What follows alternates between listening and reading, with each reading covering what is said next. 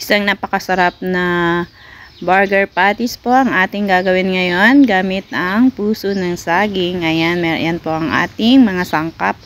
At gagawa po tayo ng isang napaka-masustansya at napakasarap na burger patties. Ayan guys.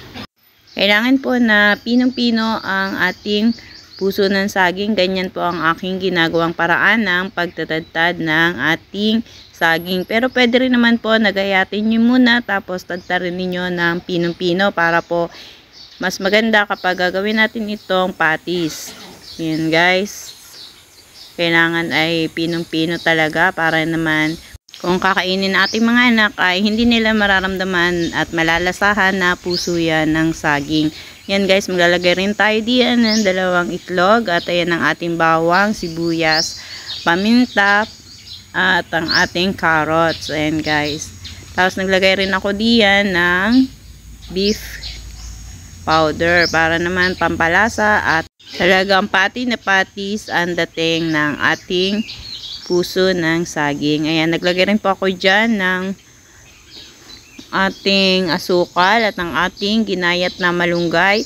Kung gusto nyo na mas pino pa ang ating malunggay ay pinuhin nyo na lang po. At naglagay rin po ako ng 1/2 cup na harina. Ayan. Haluin lang po nating mabuti at para manood po yung lasa sa ating ginagawang burger patties. Ayan guys. Ganyan lang po ang inyong gawin at pwede na po natin yang iprito. Nasa sa inyo na po kung gaano kalaki ay inyong gagawin.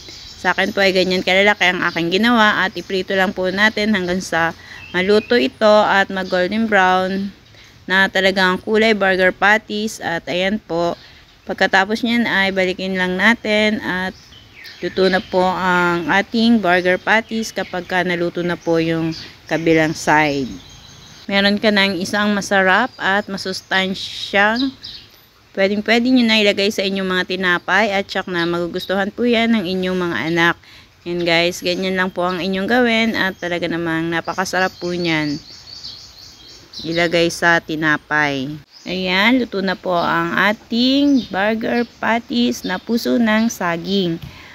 At pwede nyo na po itong ilagay sa inyong mga tinapay. Ayan guys, kung di ka pa po nakasubscribe sa aking YouTube channel, please subscribe po. At ganoon din po sa aking FB page, please follow and share.